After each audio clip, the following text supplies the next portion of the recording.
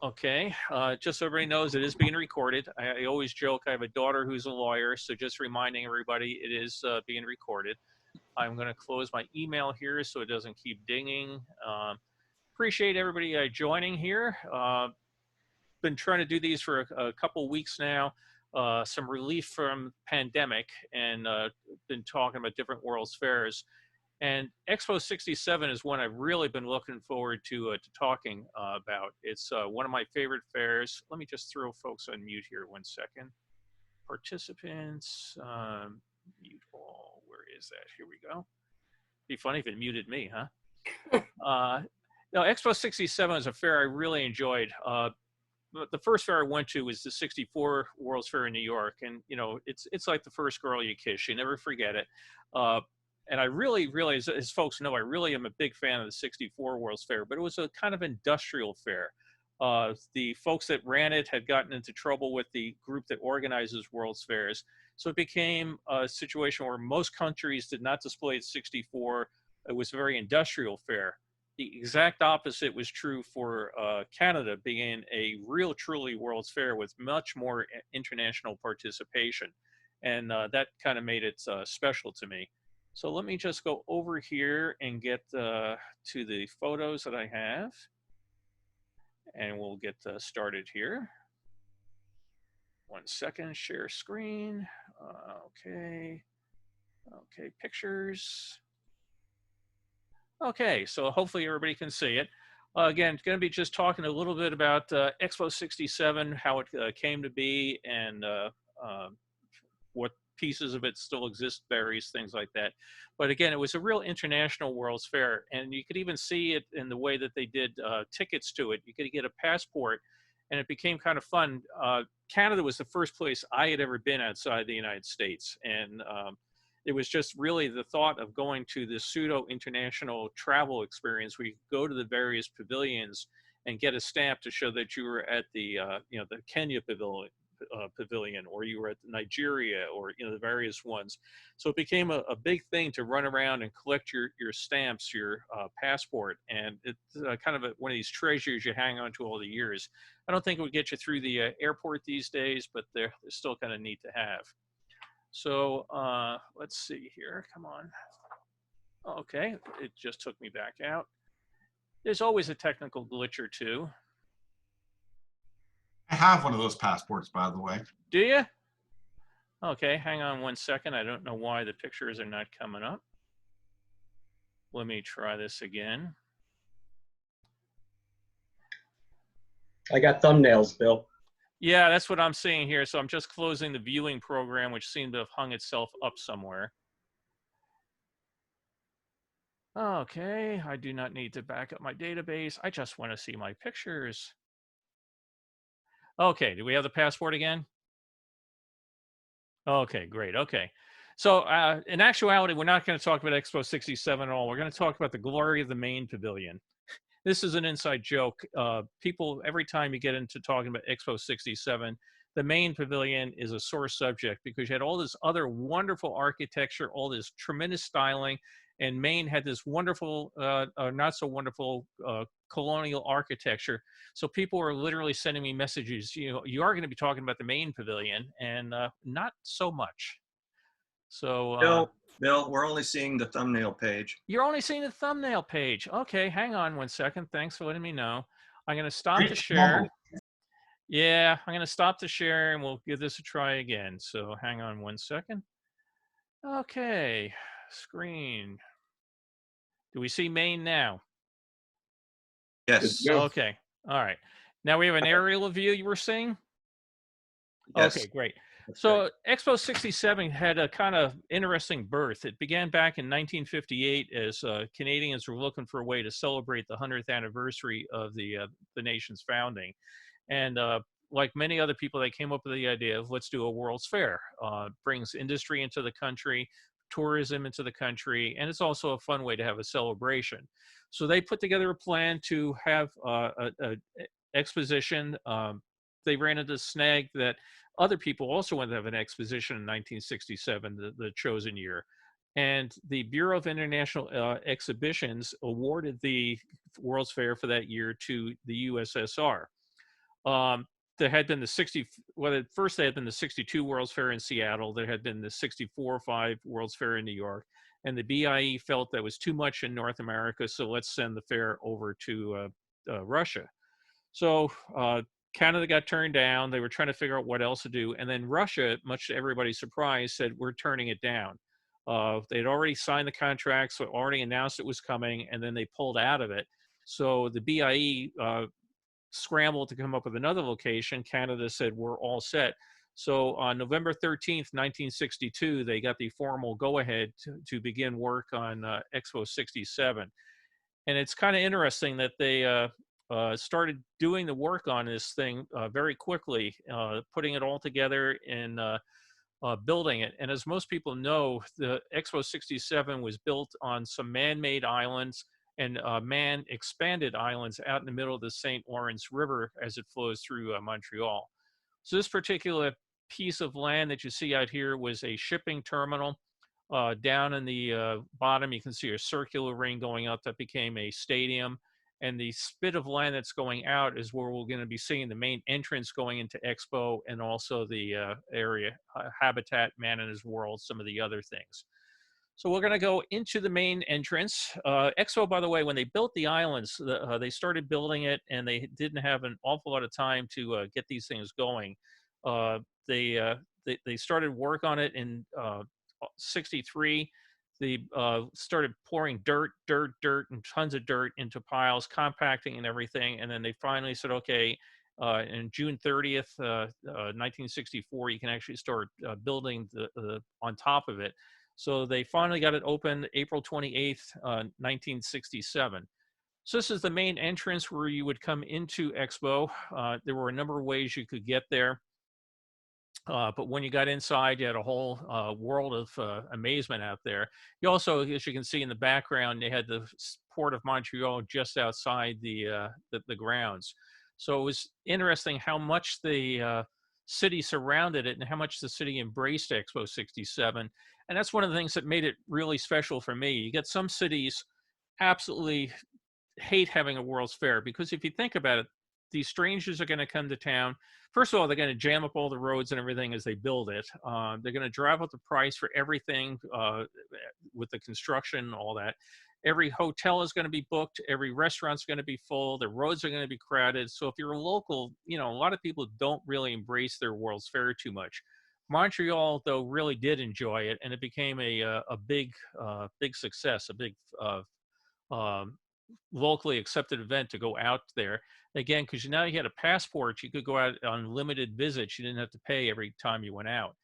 And you can see for a typical day, this is people coming in, getting on the Expo Express train, which ran around the site. Just a few people waiting to get on board. But we're not going to take the train just yet. We're going to continue to walk down that spit of land we just saw.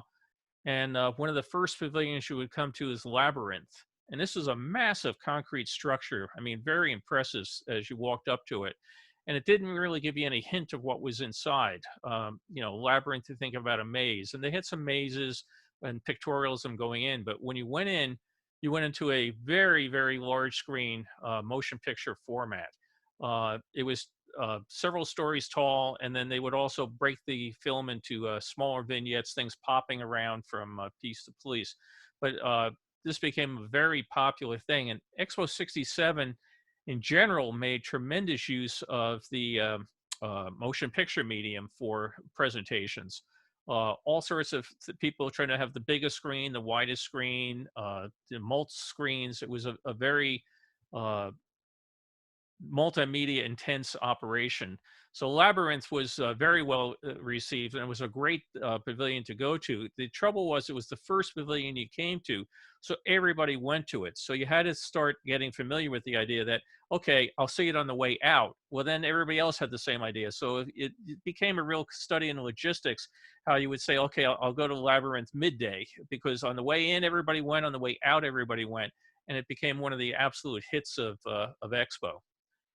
Going past it, you came up to Habitat, which is a very strange looking collection of concrete boxes, apartment complex that was built with the idea that these were all preformed modules that were then put into place with a crane. Very unique style. It's very interesting now. It's one of the most chic addresses in Montreal. But if you look at these pavilions, there was one small mistake that they made that they found out over time. Look about how many of them are out in the air where there's no space underneath your living room or your kitchen or whatever. Well, it gets very cold in Montreal, and the weather, they found out that some of these apartments could be rather chilly because the wind going through them and everything. So that you have to re-insulate them to really make them as worthwhile as possible. But they were really pretty neat.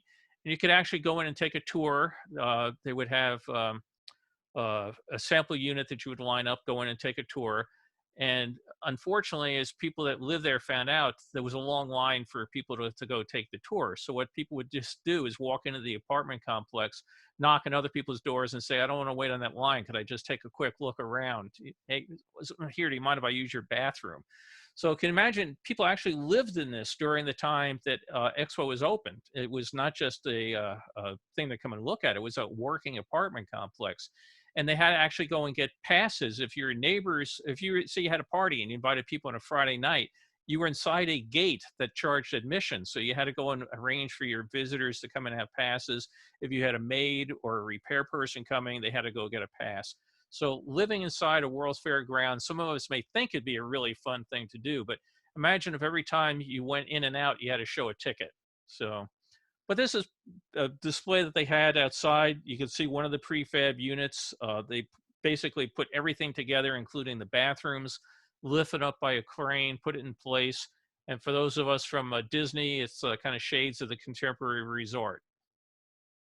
Across from Habitat was a pier that you could go on and visit warships. They brought in a constant supply of ships from the Canadian Navy, the Royal Navy, the US Navy. All sorts of different navies would have their ships come in. So if they were having, say, a Denmark day at the fair, they would bring in a Danish Navy ship, and very popular to take tours of the vessels. Continuing down, we get to Man in the Community, this giant wooden structure. And it looks a very formidable building, but it's basically an empty roof over it. And inside, there were displays about how man has to work with the world to get along with it. That a big part of Expo 67 was about man and the environment, man and ecology, man and sustainable energy, that sort of thing. So it was a nice message that was not super hard sell, that it wasn't shoved down your throat, but as you went through it, there was a constant awareness that you have to live in conjunction with the world. So there were lots of use of things here. The wood inside this was a pond, which has some nice ducks swimming around it all the time. But lots of displays all throughout Expo on sustaining Earth. Further down, you got the Expo Theater. They had different shows at time. And for me, when I get photos that I buy from people at random, sometimes I'm trying to figure out the date. And one thing that's really handy is that they took a picture of the Expo Theater, because I can then go to the Expo Theater schedule, so I could look at it and say, okay, this is June 29th, 1967, because that's who was appearing on that particular day. They brought in all sorts of big name stars, people that were, Broadway hits, movie stars came and did performances. So you had, some of the up and coming young acts, but you had more of the older acts as well, making the dinner circuit type appearance going out there. This one, I will not try to pronounce the French name for it, but the theme of this one was Man and Music. You can see the music note on it. And this is interesting because it's an example of some of the pavilions from Expo survived. This is part of a music camp now in the village of Mount Orford in Quebec.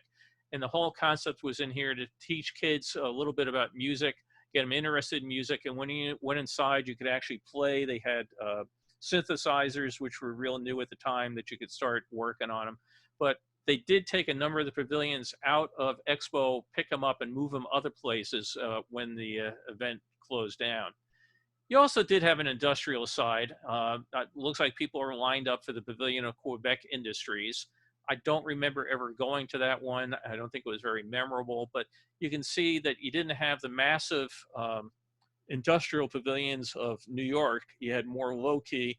The massive pavilions tended to be the international ones. For infrastructure geeks such as myself, Expo had these great phone booths. It's great in theory, and sometimes you find out in practice they didn't work too well.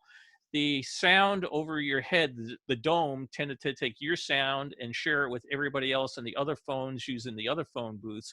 So it became a little bit hard to hear. It also, on a hot day, tended to work as a reflector of focusing all the sunlight down on top of you. So there's very little doubt why we don't see this particular type of phone booths out there in the wild. One thing that was really very popular at Expo was this lighting system. Very interesting what they did on this. They shone the light up from these tubes, the vertical tubes that are coming up would shine a light up on the upper reflector, and that would then come out and give you a kind of indirect lighting that would go out into the fair. As a result, you didn't have, in New York, you know, everybody's a big fan of the luminaires, the colored street lights that we're looking out there.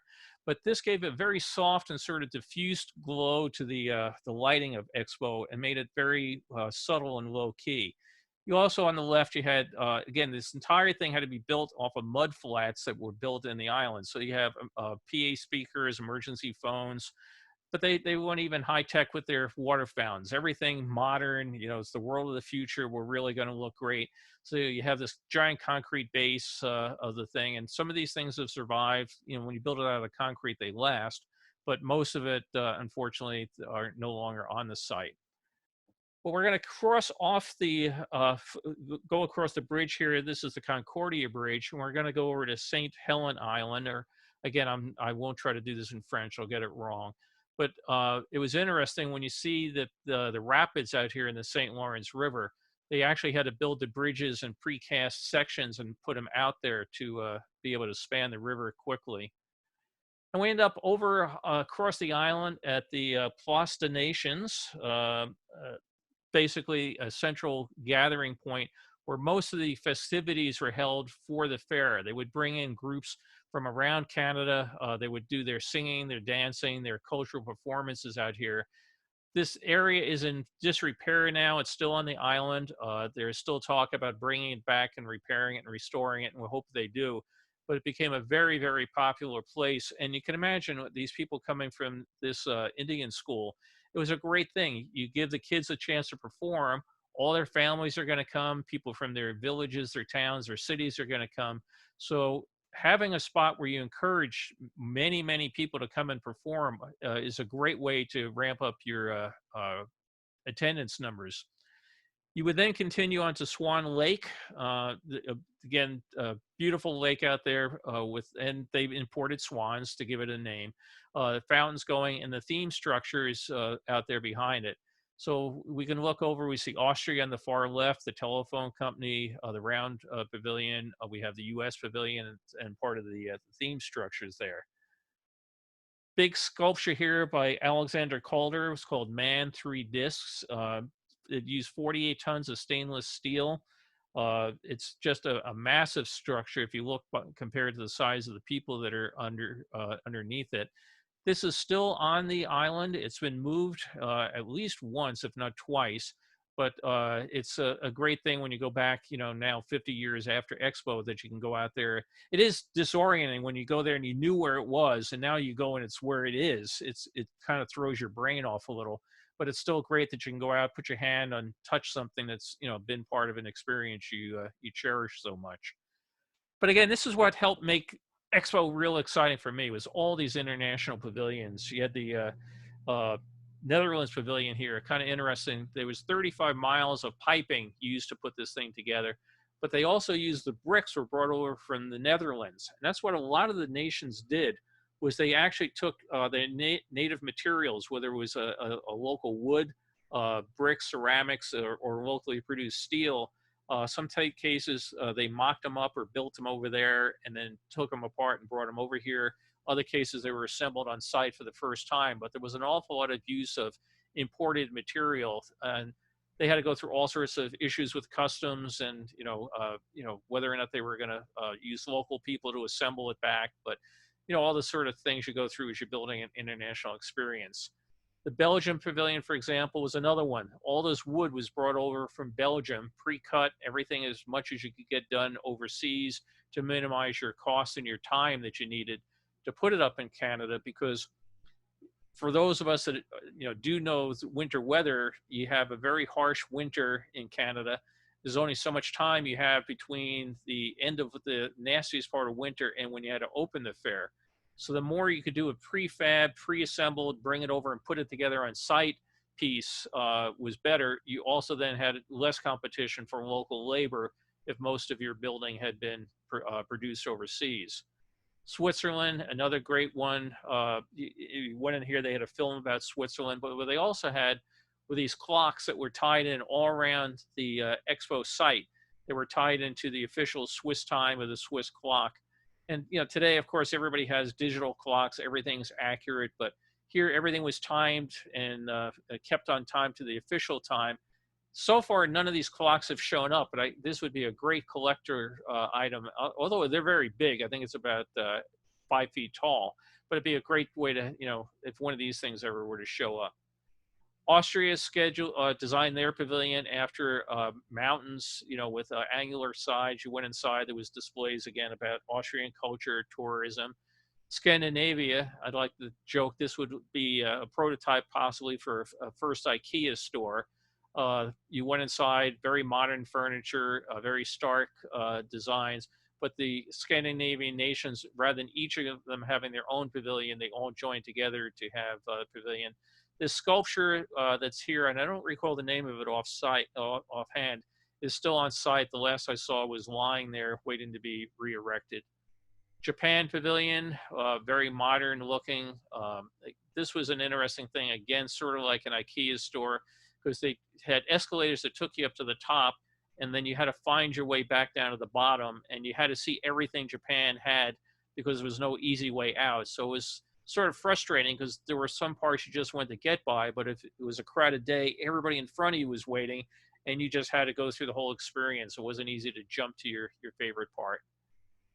These signboards, again, modern technology in 1967, these were pretty big. People have actually commented how they went out to the site in between the seasons and were able to climb inside the signboards. Today, absolutely nothing. We all have the jumbotrons at Dodger Stadium, that sort of thing. But to have digital signs, these were a lot bigger than the ones that they had at the '64 World's Fair. And they were also bilingual, as everything at Expo was. But they were just a really great way to, find out program events, that sort of thing. That, by the way, was one of the theme structures. Just go back there a second. They built these theme structures on different islands, and this is where they would have multiple shared displays within there. Again, this particular entrance, people are going to see the display about man in the polar regions. There's also man in the oceans. Again, things about how we have to get along with the world that we live in, that we can only bend it and shape it so much to our particular whims and wishes that, Mother Earth is still going to be capricious at times. But this was, for example, you went in the man in the polar regions. It was super air conditioned, give you a feeling that you were actually in a cold environment. Other areas, they would have higher humidity. It was they did some nice environmental conditioning of it. You also had some of the states exhibiting there. The state of Vermont did this one, looking sort of like ski chalets. Most of the state pavilions tended to be the ones that were close to Canada. You didn't see a Florida pavilion. You didn't see a Georgia pavilion. But again, we share a common border through many of these states, so it was kind of convincing everybody that was up in Canada, as long as you're here, why don't you come down and visit us in Vermont? Or think about us next year when when Expo is going to be closed, come down and visit us. Brewers Pavilion was another interesting one because it had something for everybody. For the kids, it had a wonderful puppet show. And from the name Brewers Pavilion, you can imagine what it had for the adults. I think they had 60 different types of beer that were sold there. And what's interesting is that for all the restaurants and all the alcohol and everything, if you look through the reports of the Expo Corporation, very few problems. People really behaved themselves. You didn't have massive drunken brawls. Yeah, there was a lot of this sort of thing, the Brewers Pavilion and others that would be beer-based pavilions, and they successfully got through the years without major issues. Iran had a really interesting pavilion. If you look at these blue tile works over the windows going in, they're actually done to look like Persian carpets. So very intricate tile work, thinking about how much time it took for people to cast all these tiles, hand set them, very, very beautiful piece of work, which we'll see over the years that they changed a bit. For our Disney fans on the call, this was where Canada, Disney had their Circle Vision 360 film called Canada 360, and or Canada 67. And it was a great film, which now if you look at the film in Epcot these days, you can see where the genesis of it was. But this became very popular. Again, Circle Vision was a very unique way of doing it. You used 9 different screens to give you a kind of immersive atmosphere of going in. Sponsored by the telephone company, so there were displays inside also showing you how touch-tone phones would work, because that was a new concept. They also showed you how you could do amazing things like bank by telephone, buy things by telephone, all with the miracles of the touch-tone dial. For whatever reason, this was one of my favorite design pavilions, Air Canada. It was based on a old Leonardo da Vinci design for a helicopter. And again, it had a film inside about all the places you could visit on Air Canada. But I guess what I liked about it is that where else would you ever build a building as non-useful design as this? I mean, it's total eye candy. The building itself, these little domes down at the bottom where you actually saw the displays in theaters, that they were kind of interesting. But the stair step up to the stars sort of thing, I can just remember looking at it, and again, it's silly. If you were to build this in Glendale, California these days, people would say, what are you doing this for? If you built it in New York or anywhere, it's a total useless piece of architecture that you only do at a World's Fair. And to me, it just was kind of amazing to see. Like I said, it's funny the things like catch your fancy. There was so much of it, but this one was just so silly to me. It became absolutely wonderful, and it remains probably my favorite design at Expo. And of course, Maine was there. They're building. You can see the difference between something really imaginative and fanciful, and here solid Maine. They had a little toy train that ran around outside, and little train cars that carried Maine products. And when inside, they had a display of duck hunting and things along for Maine tourism. It was not so spectacular. New York went with a totally different approach. Again, it's sharing a border state. These towers are supposed to represent the mountains of New York. Op art was a big thing. So you had all these swirling designs. You can even see like the costume that the hostess is wearing. Everything was ultra modern, the swinging 60s. You figure with a design like this, Austin Powers should come popping back out. Hey, baby, here I am. But that was one of the great things about Expo. They had these wonderful costumes for all the hostesses. And I don't think they had too many hosts working there. It seemed like every pavilion that I can think of had hostess costumes. The U.S. pavilion had the Marine Guards, and I guess they had some hosts. But they seemed to be competing for who could come up with the most modern, avant-garde costume. And again, the op art design, and these kids are just being fascinated as she's telling them the stories of New York. Boy Scouts were there. You had the International Scout Center. You could go there and they would demonstrate all the typical Scout issues of, lighting a fire with flint and steel, or how to tie knots, that sort of thing. And it became a big thing. Again, I was in Boy Scouts. It was a big issue. There was talk about letting American Boy Scout troops come up and work at the International Scout Center as we had worked at the 64 World's Fair. And it became logistically, they weren't able to do it. So we were able to go up there as observers, but we were unfortunately disappointed we couldn't go up as participants. Korea built their pavilion this is the Republic of Korea, which is South Korea. That was one of the big issues. Again, you had certain nations like Korea and China. We had, divided nations. So you did not have North Korea was not at the fair. You didn't have mainland China at the fair, but you had the Korean pavilion. This was built out of native wood from Korea, brought over and assembled. It's currently, the last I knew, it's not being used, but it's one of the few buildings that is still remaining from the fair on the site. China, again, Republic of China, Taiwan, Formosa, but not mainland China. Very popular Chinese restaurant. Unfortunately, had a fire midway during Expo 67. So a lot of pictures, again, if you try to date it, you can look because the whole front entranceway was all scorched out, burned out, and then repaired and got reopened. But yeah, the restaurant caught on fire and managed to do severe damage to the rest of the pavilion. These mini rail trains were kind of interesting. There were 3 different mini rail systems, and they first had come into use in Expo 64, which was a real small World's Fair over in Switzerland. And the Expo 67 organizers bought some of the pieces of Expo 64, brought it back and put it in place to Expo 67. So you had these trains running around that would give you a view of the fairground. There was 3 separate lines that ran through the site. And what they realized was that people would get on these things and just ride them and ride them and ride them, trying to get the views. So it used to be you just got on and rode it as long as you wanted. Well, they had to start then changing it, that you got on at this station, everybody had to get off. If you wanted to get on again, you had to buy another ticket, because otherwise people with sore feet, tired, there's a nice breeze up there. They got clogged to capacity, so they became very, very popular.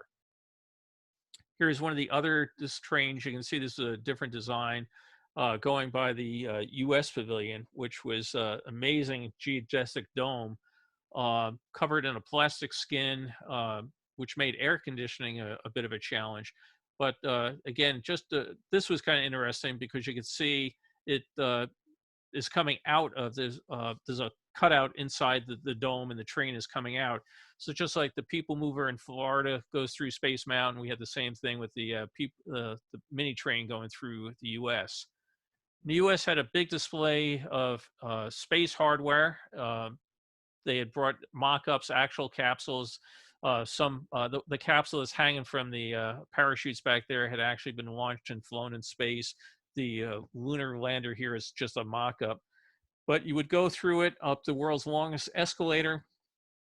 And we had all sorts of cultural displays. It was a massive display about Hollywood in there, being, again, a big American industry. When people overseas think of America, Hollywood movie stars, they had a whole big thing on that.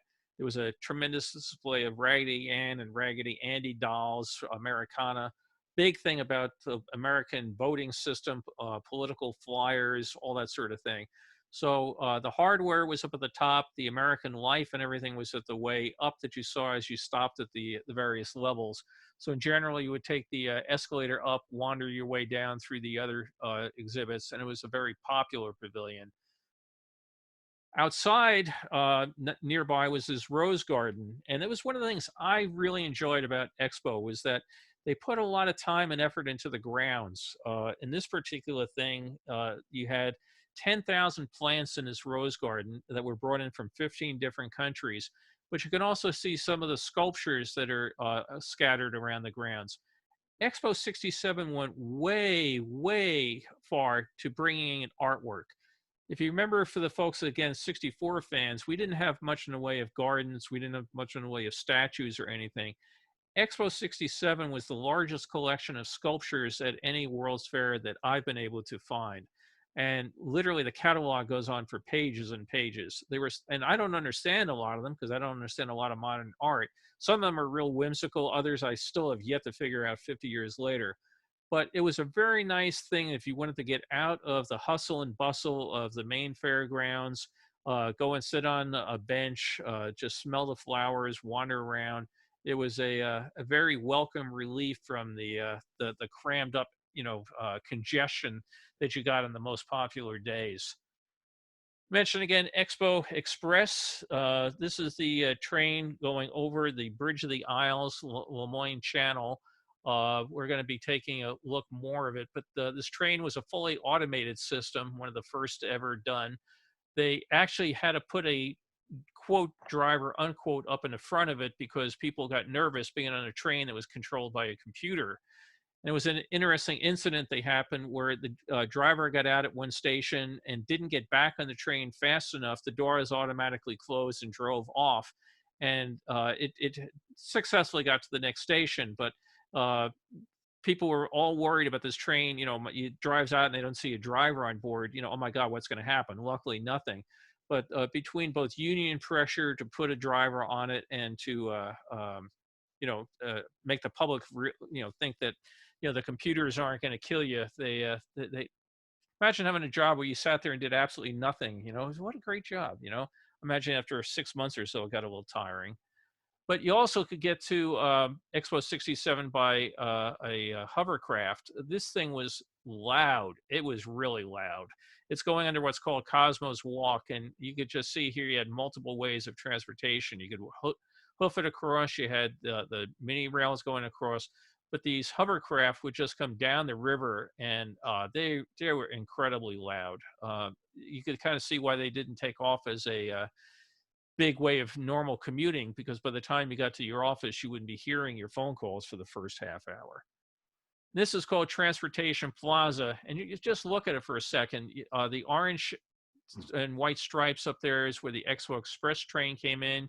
You had the mini rails coming in. You have boats down below. You have, just so much going on in this one area. And it's astonishing to think that a year before this, there was basically nothing there, and all this put together, all these people, just a huge undertaking, and pulled off very, very successfully. Okay, come on. We're going to look over now at the Canada Pavilion. Canada, being the host nation, had the largest plot, 11.5 acres, and in total, it was the most expensive display at Expo 67. No one building was the most expensive, but there was so much to the Canadian pavilions that as a complex, it was the most expensive part of Expo 67. We're looking at it from the roof of the French Pavilion right now.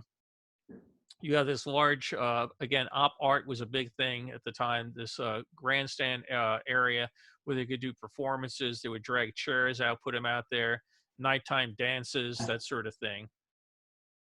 And the Canada had several exhibits. This main one was the main exhibit hall. You could go in and they would have, I think there were about 12 different display rooms in here, different things about Canadian life, Canadian business. This is another one of the buildings that's still there today, used for meeting halls and that. But the main eye catcher was, it's called the Katimavik. Again, I'm going to mispronounce it. Katimavik. It's Katimavik. It's not French, it's Intuit, and it means gathering place. So it's an inverted pyramid, and as you walked up to it, it certainly catch your eye. And when you go up to the top of the pyramid, it had these strange sculptures that were through it, and it's very eerie electronic music that played the entire time. The major thing was it gave you some great views of the rest of the fairgrounds, or looking across the river at Montreal itself. So it was very, very interesting. If folks ever see the movie Quintet, which is a very, very strange Robert Altman movie set on the ruins of Expo 67 years later, they populated some of the set pieces in Quintet with some of these sculptures that came out of the pyramid here. This was called the People Tree. This was a 60-foot tall stylized tree with 1,500 cloth panels. And they went around and took pictures of different people from Canada and put their pictures up there. And what's interesting is we'll talk further down how the Expo 67 stayed alive. It didn't actually close in 67, but they had taken all these pictures and had a 1-year license to use them. And then when Expo 67 closed and it reopened as Man in His World, they had to take down all the pictures of the people because they couldn't afford to go out and get all these people to sign new contracts to allow their pictures to be used. That's why today, like I on a number of Disney DVDs and that sort of thing, when you sign a contract, it's for now, forever, in all mediums that may or may not exist on worlds yet to be discovered. I mean, lawyers can ruin anything, I think, but in this particular one, the People Tree, yeah, sure, I'll sign a contract for Expo 67. There was no way they were going to go track 1,500 people down and get it redone. So this is the Ontario Pavilion. Big giant stone blocks outside, quarried from local stone. Scary picture to me in some cases. Kids would go climbing on these things, and there was no signs, no barriers to keep them from doing it. And just the thought of how easy it would be for somebody to go falling off of one of these things. Great pavilion, unfortunately lost a couple years later in a fire. It seemed like large parts of Expo at different time got burned, but it got through the fair season. You also had the Quebec Pavilion, which was mirrored and very nice at night, the reflecting glow. This is still on site as part of the Casino of Montreal in conjunction with the French Pavilion we'll get to in a second, but it's still on site. Different facade, but it's still there. Out behind the pavilions, you had this thing, Uki. He was a kinetic sculpture, which was kind of interesting. He would go down below the water, and all of a sudden he would pop up above the water, and a giant blast of flame would come out. So all the kids would line up to see Uki come out and perform. This was one I got a real kick out of, how things change. In the back, you have Western Canada. You had their big thing was about how they had so many trees. So they had the open center of the pavilion with these giant trees growing out of it. But the thing on the left here is we're at Asbestos Plaza. That's a giant block of asbestos, and there was a big display in how asbestos is the miracle mineral that's going to make all of our lives better. Had been, 39 World's Fair, they had a big thing about asbestos. They were still advertising in '67 as the end-all, be-all for sound insulation, flame insulation, everything. A few years later, it was discovered that they did all those things, but it also caused tremendous cancer problems. So I cannot imagine today that you would put a giant carcinogen sitting in a fountain in the middle of a World's Fair. But in 1967, who knew? It was a real popular spot, and people could come and dip their feet in the water. Pavilion here is the Indians of Canada. It became sort of controversial because they put displays inside about how many treaties the government had broken with the Canadian Indians. The same problems with the U.S. and some of our treaties with the American Native people. So this pavilion got a lot of political attention, and the Expo '67 organizers kept trying to get them to tone it down. And there was talk even about shutting it down, but they were able to keep it open and realize that it's a part of history that you may not be happy about, but you can learn from it. You can't hide it, but maybe you can not repeat the sins of the past. United Nations was there. They had the flags of the 122 nations that were participating in the United Nations. And inside, they showed the film To Be Alive, which was the Academy Award-winning film from the 1964 fair that had been shown at the Johnson Wax Pavilion.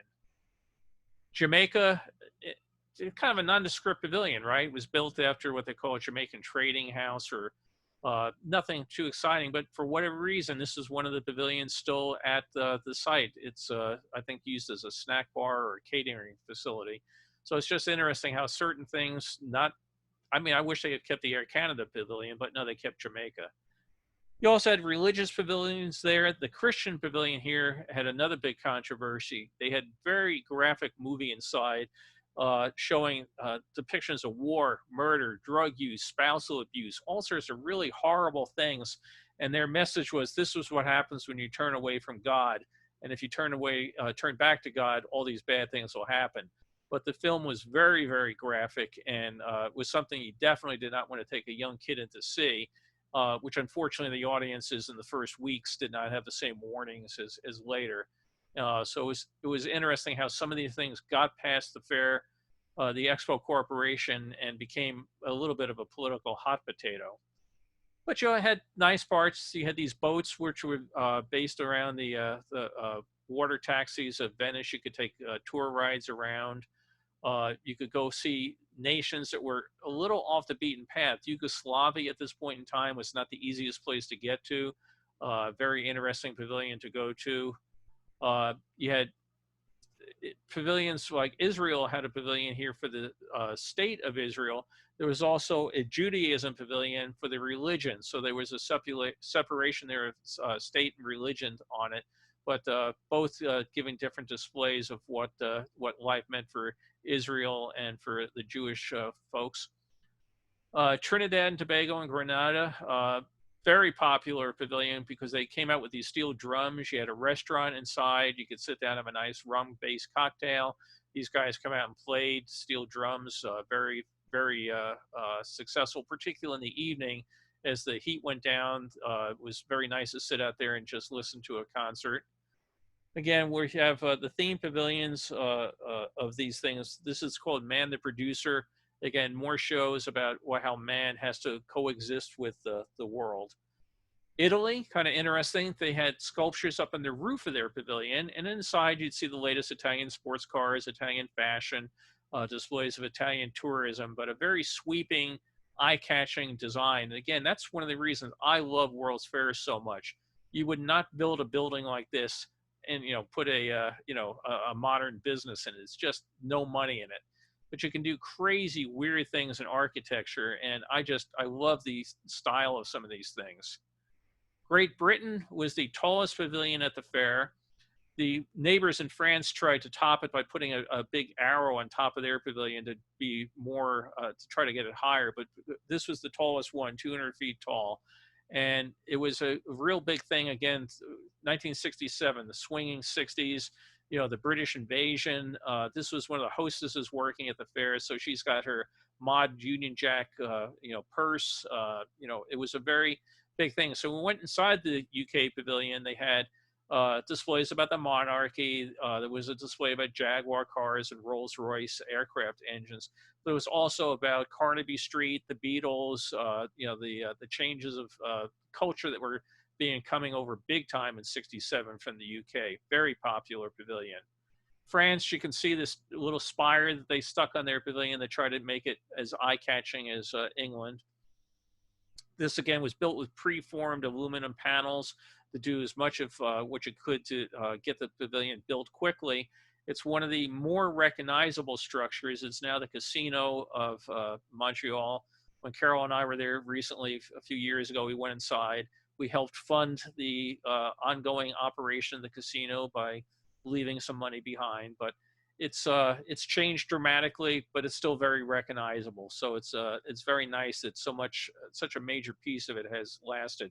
And this is the inside of it. There were all sorts of displays of French fashion, French sculpture, French restaurant, that sort of thing. Very, very interesting building.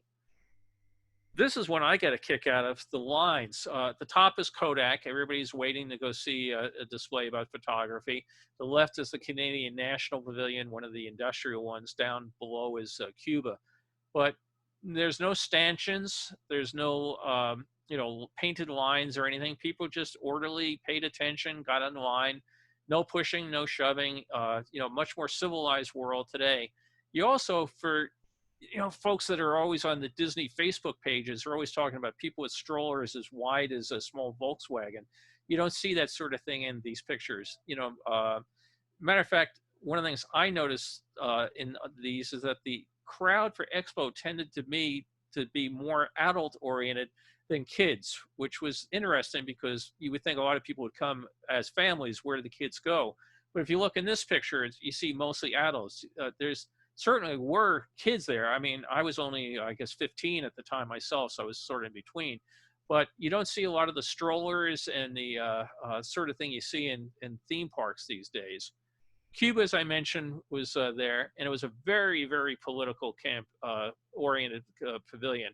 Matter of fact, the United States government tried to make it known that if you came back, with Cuban stuff, in your luggage, it would be frowned upon.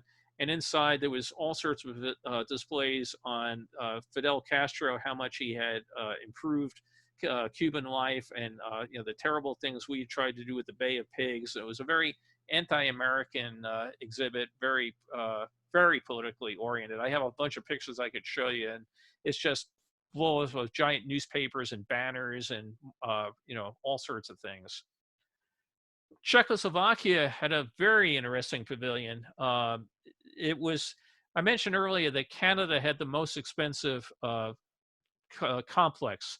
Well, the most expensive single building was the USSR pavilion, which was $15 million. The Czechs spent $10 million on their pavilion. which, to put it in perspective, the Americans with a big geodesic dome only spent $9 million. So a very, very popular pavilion. You can see a long line here. And by the way, pay attention to this flight of stairs. We'll get back to that in a little while.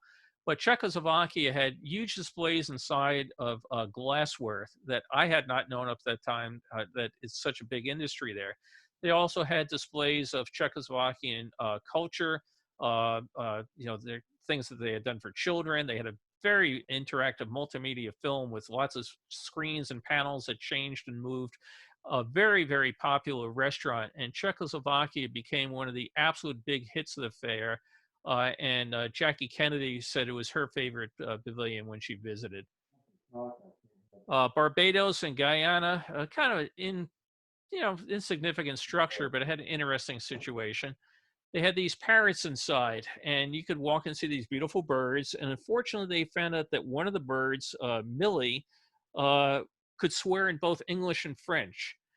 They had brought the birds over to acclimate themselves to get them ready there. And as the building was being built, the French workmen taught the bird how to swear. So people would come by and, they always say, like, Polly want a cracker. Well, Polly would tell you in no uncertain terms what she thought of you and your cracker. So Millie got very quickly banned from Expo, got in all the newspapers, but she actually became the star of a Guyana stamp from 1967 that they released at Christmas time. So I think if anybody else has a World's Fair with parrots, you have to keep them away from your workmen as the building is going up. Germany, great pavilion. It was this huge roof. It had a 100,000 square foot canopy that these pilings or these pillars you see going up held the roof up from these pillars, which meant you could have a huge exhibit space inside with very little amount of support beams or anything required. So down in the bottom, these people are looking at a replica of a Gutenberg printing press, 400-year-old design. They would actually print things, hand them out. Other parts of the pavilion, the latest German sports cars, German electronics. Very, very popular pavilion. Another crazy design, Venezuela. 3 giant blocks, no windows, very popular restaurant inside, but just very stark, modern design, just bright colors and really eye-catching. Australia, the building itself was kind of interesting. What made it really interesting was, though, you could go and see kangaroos hopping around at back. You could see a display of the coral reef, but they had these chairs inside. They had 240 of these chairs, and they had sound in them. And there were 41 different stories you could hear about life in Australia. And the chairs were color-coded so that you could tell if you were sitting in a French chair or an English chair. Looks like the one guy had a tough day. He's kind of dozing off there. But it became very popular. And because you had these stories, you would move around the pavilion, sit in different chairs. And there were often long lines for people, waiting to get to the next piece of it. The fact that they were very comfortable and the pavilion was air-conditioned also didn't hurt. But very interesting that you could do something pretty economical when you think about it. A chair, a speaker system, that sort of thing. You didn't need to have a ride system or anything. And people lined up for hours to come and sit inside one of your chairs. At Africa Place, there were displays here from 12 newly independent nations. And they all got together here for Africa Place. And this became almost a real disaster. Somebody decided that there was all sorts of political controversy going on in Montreal at the time, separatism and French versus English and that sort of thing. And somebody put a bomb at Africa Place, and the Secretary General U Thant to the United Nations was due to speak there. And they found the bomb and defused it with only 5 minutes left on the timer. So luckily they had found it and it didn't go off. But you think about only 5 minutes away from an explosion going off. It was pretty scary.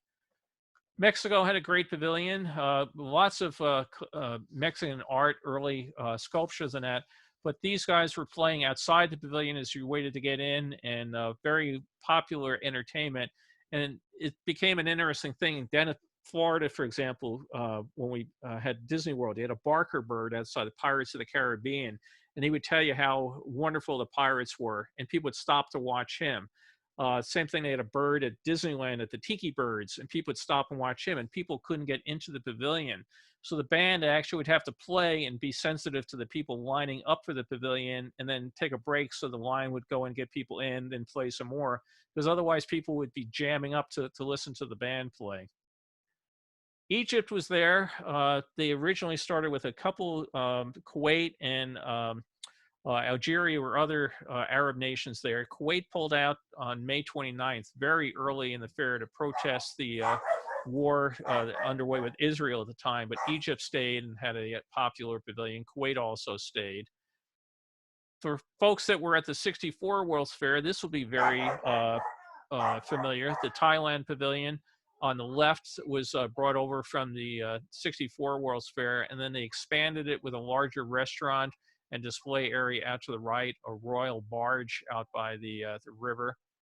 Burma was also there. Again, the glass building here is a restaurant. This was a very interesting industrial pavilion. Pretty small, but you make it look really big with these color panels that extend out.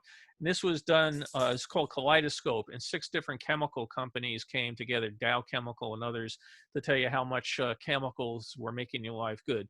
So you had the producer pavilions telling you how how to live with the world, and Dow Chemical and everything was telling you how they were going to help you do that through better use of chemicals.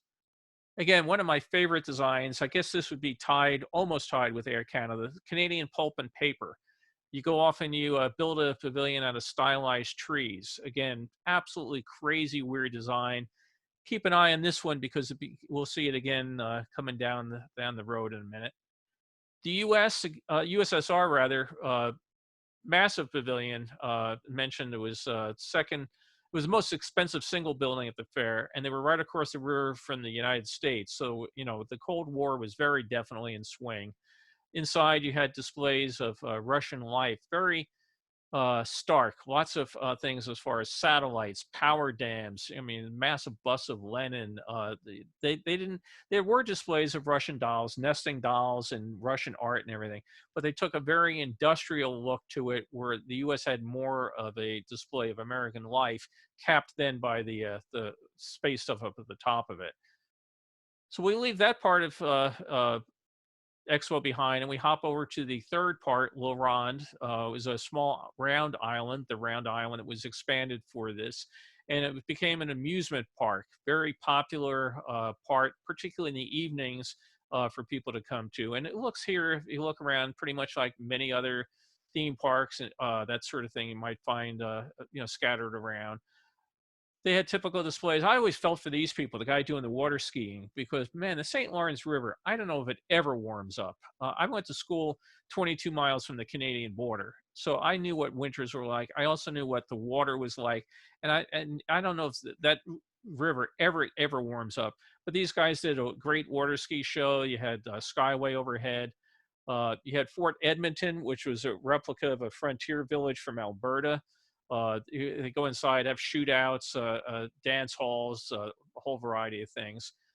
Log flume ride. This was the first one in Canada, and it just closed recently. I think within about 3 years or so. Very, very popular ride to go through there. This observation tower, the spiral, was brought back from the Expo 64 in Canada. I'm sorry, in Switzerland. You could ride up this tower. It rotated, gave you views of the site.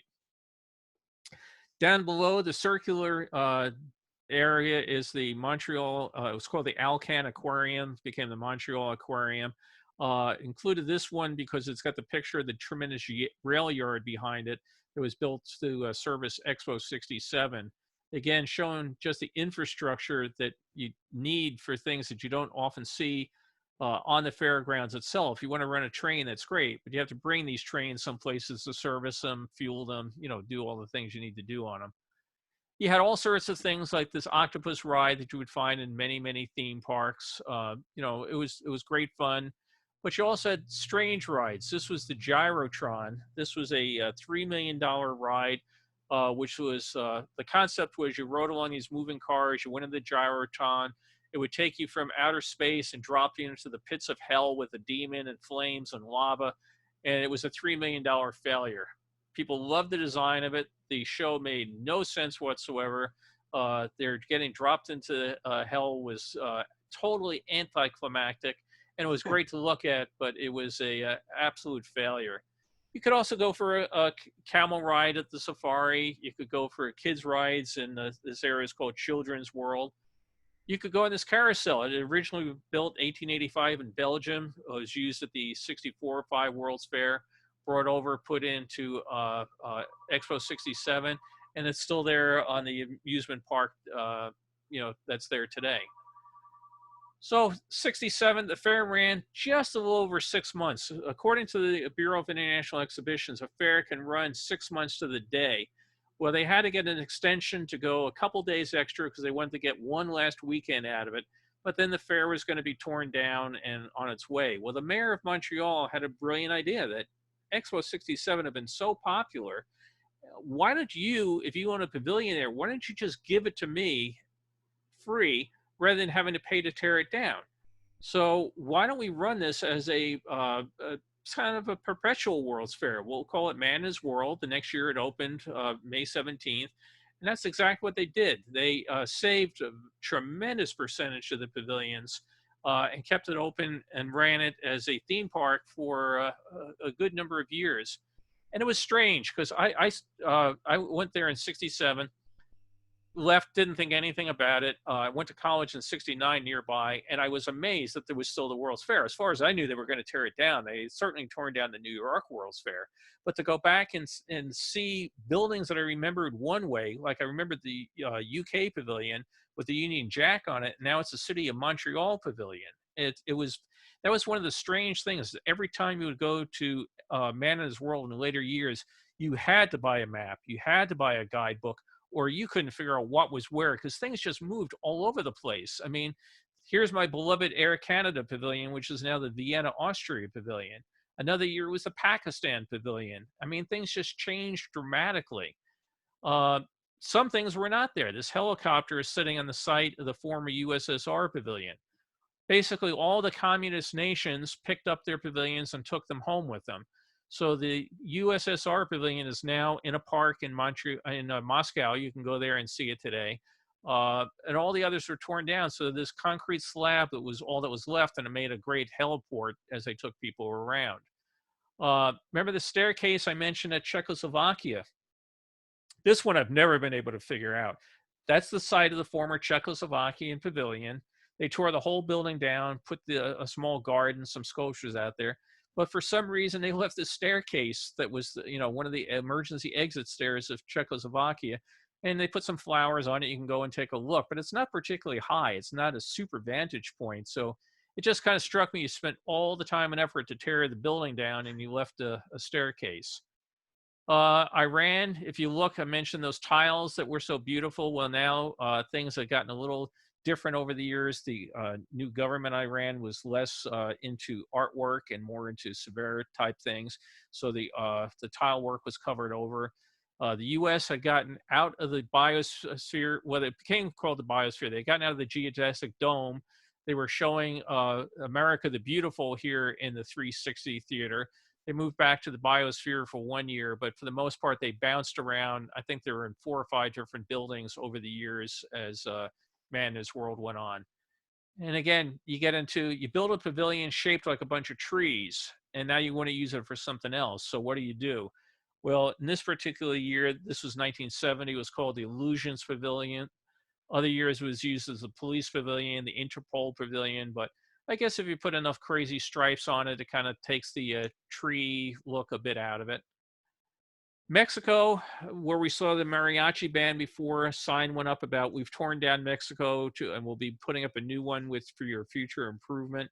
Unfortunately, the sign was the only thing they ever put up because over time, as you can imagine, you build buildings for 6 months, 5, 10, 15 years later, they start wearing out and it starts becoming expensive to maintain these things.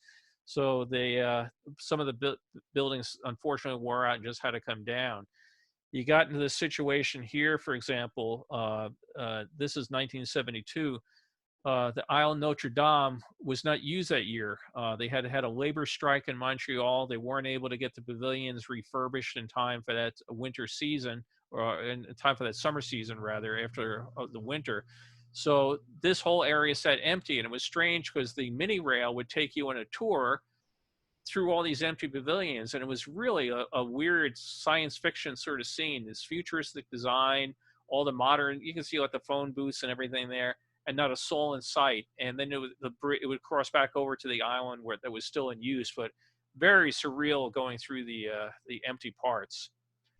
Biosphere caught fire May 20th, 1976. They were doing some work on it. A welder's torch set the plastic skin on fire, and it burned in a massive fire, which makes you realize how lucky they were that nothing happened when this thing was occupied during Expo. You can see the ruins of the giant escalator behind it. This thing sat there for quite a few years in ruins. It's since been restored. It's got the Biosphere in Montreal, and it's a very nice thing. You can go up to the top, up to the platform where the space displays used to be, very breezy, get a nice display. 1975, this model showed how they were going to reconfigure the grounds for use for the Olympics, putting in different swimming, rowing, yachting type things. A number of the buildings were still going to be used. But unfortunately, the place kept going down. The Expo Express was shut down. This picture from '73, the trains are just sitting there. They were hoped that they were going to sell them to somebody else. They sat in the field. They were eventually scrapped. So the first computerized train system for Canada was absolutely no more. 1980, probably mispronounced this, Floralise. It was a big flower show. Flower show. So we're looking at the Canadian pavilions again. You have that one building over to the right that is still there. Down below is that op art sculpture grounds, an amphitheater. Well, they've really taken down a lot of the buildings, but put in very nice gardens. And each of the nations was encouraged to build a garden of what their particular, flora and fauna would look like, and very, very popular. But all good things come to an end. I did not take this picture. My friend Roger Roche did. And I was not there for the tearing down of Expo. This was 86 and 87. They finally tore down the majority of the buildings. And now there's a beautiful park on the site. But unfortunately, like I said, all good things come to an end. So we're going to leave Montreal, Expo 67. We're getting on our metro and riding back to the world of today. We'll do a Q&A or chat about people's memories. But again, I'd like to encourage people to go to my website, worldsfairphotos.com/Zoom. Each of the talks that I record, I put on there. My Expo 67 part of my site is woefully underdone.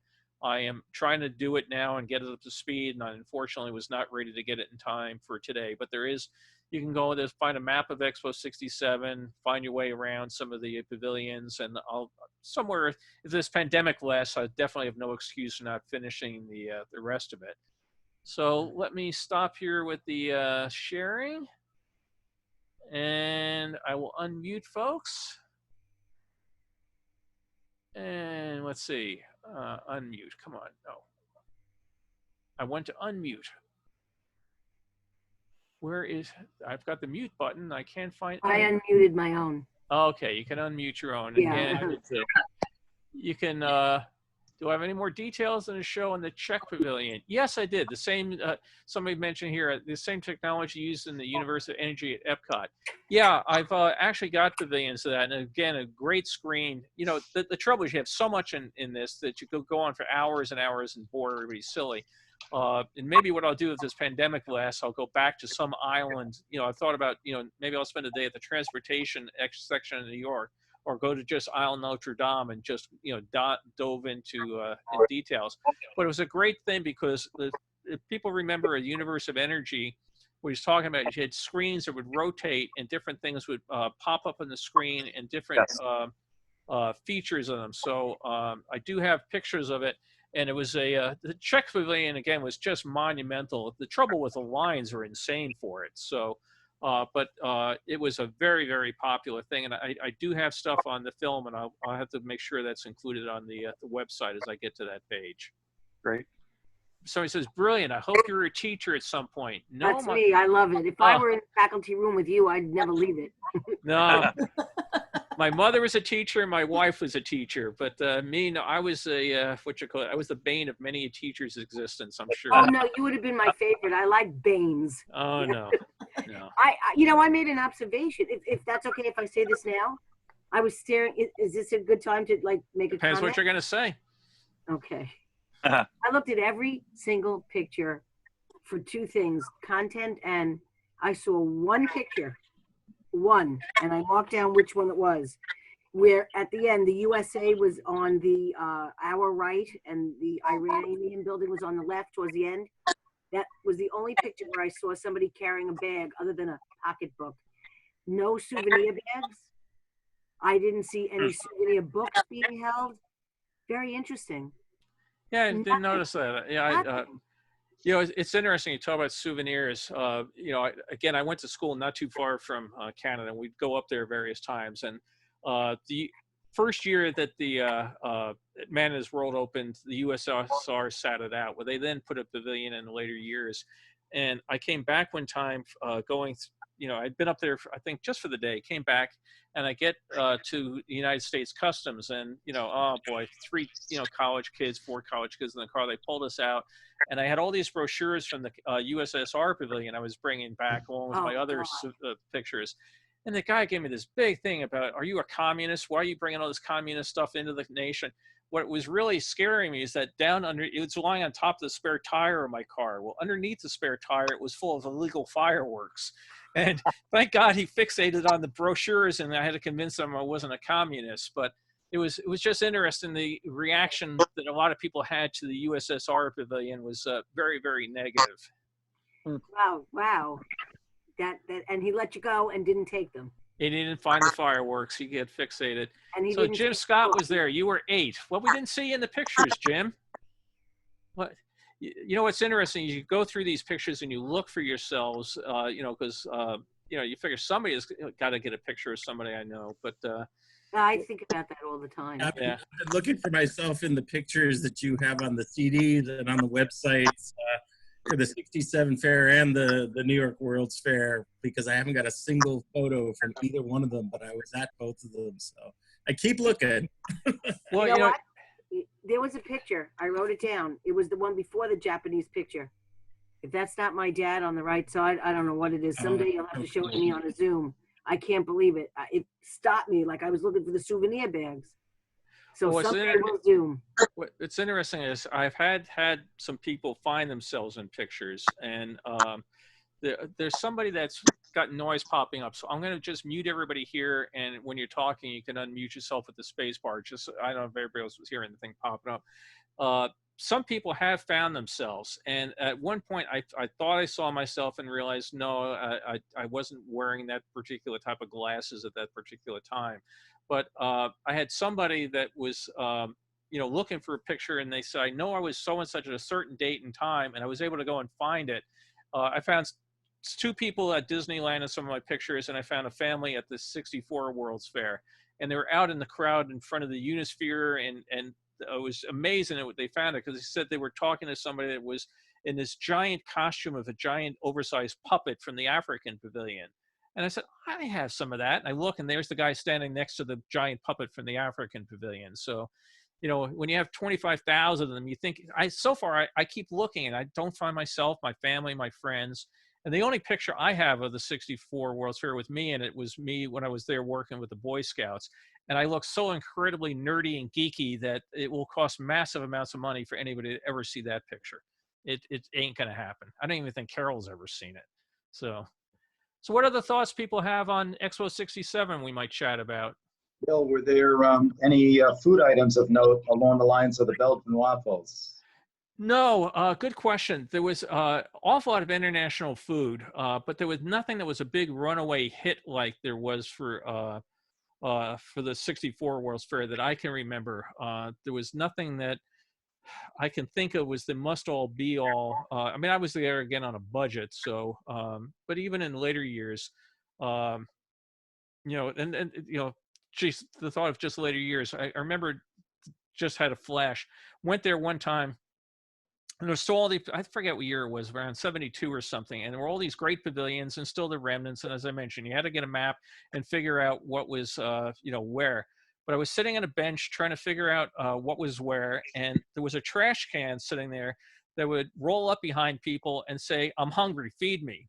And it was really great because this guy had a little remote control, and it was really a great little gimmick. And people were like, "What?" Because this can would come up and would follow people around as they were doing things. And the speaker would say something, "You're taking a long time, I'm hungry." And they would turn around and look, and the trash can was there. And then when you put things in it, the thing would say like, "Oh, that was good. I like spaghetti," and it was just the funny things that you think about. Years later, Disney did something similar with, an automated thing, but it was just, you have all this millions of dollars of pavilions and a guy with a little automated trash can. So I live across the street from a park, and I get really tempted. Maybe put a trash can out there to follow people around. Here in LA, someone would pick it up and put it in their car and take it home. So can't do it.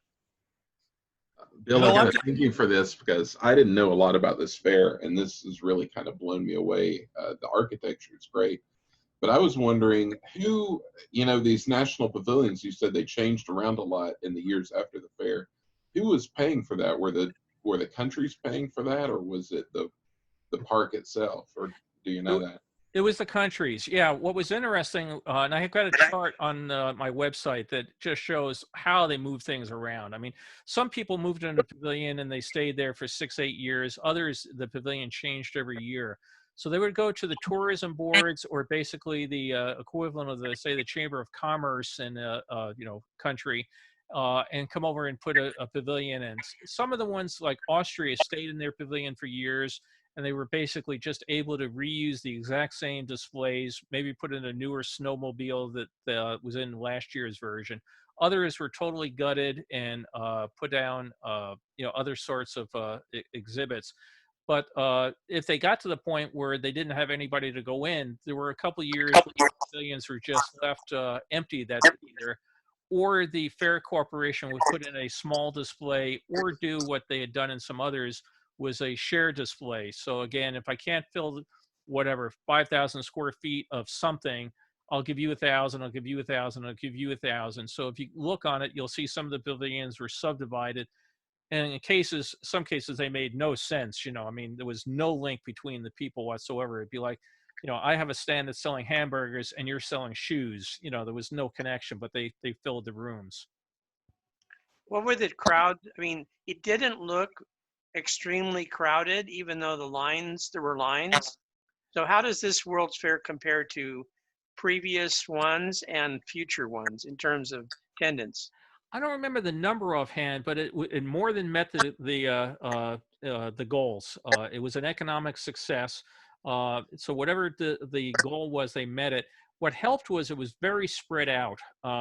There were a lot of space, open plazas and areas between the pavilions.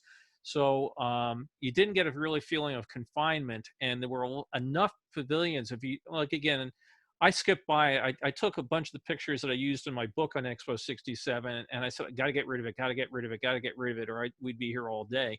And even my book didn't have everything in it. There was just a tremendous number of exhibits, and most of them had a fairly high capacity to get people through them, because most of them were walkthroughs. You didn't have a bunch of the rides. Like you didn't have a Futurama like they had at World's Fair New York, and get on the thing and go. So the lines tended to be relatively shorter compared to New York. I had that one picture of all the lines kind of all, around each other. But for the most part, the final days of Expo 67 were like the final days of any World's Fair. Everybody wakes up, I gotta go. And it was just, people packed in like sardines. But I was never there myself, and most of my pictures don't show a super crowded, jam-packed environment. But again, it was one of the most successful World's Fairs in terms of it turned a profit, it met its goals, and it was able to go on for the next, 2 decades. I just checked. I thought I remembered, and it's correct. Expo 67 in 6 months equaled the attendance of New York in 2 years. Yeah. And you also think about it, the success of that how many people live in the New York metropolitan area and how many people live up in the Montreal area. So, I mean, people came from all across Canada, but a lot of also people came from overseas because, again, you had all those international pavilions. You know, they were trying to convince people, hey, I'm going to be working over there for 6 months. Come over and visit me. It was, like I said, very, very popular. And again, it had its controversies. A couple of the exhibits, put in controversial things, but for the most part, it was just like a summer-long party. The town of Montreal, the city of Montreal, did not turn on its World's Fair like the city of New Orleans turned on its theirs and started, writing horrible editorials and everything was bad. The New York papers just savaged the New York World's Fair. There were problems, like anything you build of this size were problems, but Montreal, people they really loved it. Well, I was at Mana's World in, I guess it was the summer of '79. There are two attractions I remember, but I was hoping you could identify one. First off, the Orbitron was Gyrotron was every bit as weird as you described it, and then more. That was the strangest thing I've ever ridden in my life. But just before that, nearby was a Circle Vision film, and I'm trying to remember who did it. It was another disturbing film like the one you discussed. It had scenes from the Holocaust and all sorts of strange things in there. In Circle Vision, do you remember what that might have been? No, I can look here real quick on my. This is '79. You went. So I'm going to be staring at the computer. I'm pulling up my handy dandy website. I'm going to the Expo 67 page. I'm going to the Man in His World page. And '79. Okay. And it was an award-winning film from the fair, but I don't remember anything more. All right. So that was a 360 film. It was called Cinema 360, and it was done by UNESCO. So I don't know. Matter of fact, and again, this is how things change. They had Canada had its film there, then the U.S., then a Montreal film, then a Canada film, the Canada film. Then this Cinema 360 was there for 1, 2, 3, 4, 5, 6, 7 years. So I don't remember that particular one offhand. But yeah, again, I've got a chart here, and it shows, like, again, like I mentioned, my Air Canada pavilion. That was the Air Canada. Then it was flight. Then it was communications. Then it was Leonardo da Vinci. Then it was used purely for administration. Then it became the flight pavilion again. Then Pakistan for 1, 2, 3, 4 years. Then Vienna for 2 years. Then all of Austria for 2 years. So it's just crazy how these things, morphed and changed. It was great. You go there and you never know what you're going to find. It was like always opening a Christmas present every time you went. That one pavilion got me in a lot of trouble. I took a girl that I was very interested in on a date there, and she did not appreciate. She was, very much lighthearted family affair type thing. I had no idea what I was taking her in and showing her, and she didn't talk to me for quite a while. Oops. So not my best choice. Are any people here also holding souvenirs? Because that's so much fun to see. Bill, do you think we could ask some people? I have 7, and only one has a tiny story behind it. The rest are self-explanatory. Well, actually, we're going to do a show and tell next week. So if you don't mind holding on. About Expo? But any World's Fairs. Anybody that has great. a World's Fair. Oh, good. I'll keep them here. I won't put it back on the wall. Yeah, next Saturday, same time. Going to encourage people to, open up their closets, their, dresser drawers, and that sort of thing. And then we have some people have some amazing artifacts that they're going to be going out in their backyards with cameras and stuff. So, yeah, if you join us next Saturday, it's show and tell time. And could you please email out your website? Yeah, it's worldsfairphotos.com. So let's see. I'll go here real quick. You put it up, but then I was trying to write it too late. Yeah, here, 1 second. Share screen. Okay. So it's worldsfairphotos.com. And then, like I said, I started back in '33, go through a variety of World's Fairs. For Montreal, I have to do it again, but I have a section where you can go and look at some of the pavilions, look at a map. You can go and, of course, I'll be glad to sell you a book, English or French. But you can also, get free souvenirs that I give away from Expo 67. You can come and look at this chart of where everything was and where it came. And then all sorts of stuff you can download, booklets, newspaper articles. Oh, very cool. Thank you. Stuff along that line. Bill, And I am expanding that. I will get that sooner or later. I will get it expanded. did you do Freedom Land yet? A talk on Freedom Land? No, I could do a talk on Freedom Land. A friend of mine wrote a book on Freedom Land. For folks that don't know it, Freedom Land was a theme park in New York that was built by a bunch of ex-Disney people that found out why you don't build theme parks in New York. So it's now the site of Co-op City. But it was a great spot as a kid. You had the Chicago fire that they invited you to come and pump the thing and put the fires out. And that had a Civil War ride that it was really great because you went through a wagon. And if you got the last seat in the wagon, you could, they would shoot a tree, it would fall down, the horse would fall down. If you were on the last seat of the wagon, you could look and the horse would stand back up and stuff. So, you know, it was great fun. Yeah, I could do a talk on Freedom Land. Oh, again, if we're pandemic struck, we'll be here forever. That would be so cool. I'd love that. Yeah, we used to go a lot. We lived very close to it. Hey, Bill, to see the show next week, do we use the same link as this one? No, there's a different one each week. I'll post it on my website a day before, and then Debbie will send it out to any of the Imagineering alumni. Basically, I use a different address every week so that there are people that like to, you know, break into Zoom sessions and start showing pornography or just being obnoxious. So by putting the URL a day in advance, it really limits the ability for people to harvest it and get in and try to do it. My website that I mentioned, World's Fair Photos, .com/Zoom, has all the upcoming schedules, which is next week is show and tell. The week after that, we'll be talking about Expo, or the 1984 World's Fair. Mark Summer will be helping me with that. And then I haven't decided what the one after that might be. I'm thinking about maybe the 33 Chicago World's Fair, maybe Expo 74. I'm basically, anybody has suggestions, send me emails. Send Debbie suggestions if you're on the WED side of the mailing list, and I'll see what we can put together. So, and then, like I said, each of the talks that I've done before, other than the Seattle talk, are all on my website because I cleverly did not click the right button and did not record the Seattle talk. So we might have to do a repeat on that. And on the Disney side, if you guys want to recommend somebody, so I know Glenn recommended Sally and Rich, just let me know and I will add people to that list, because I'm not sending it out to all 1,000. I did that once, so now I'm really targeting the people who are very interested. Okay.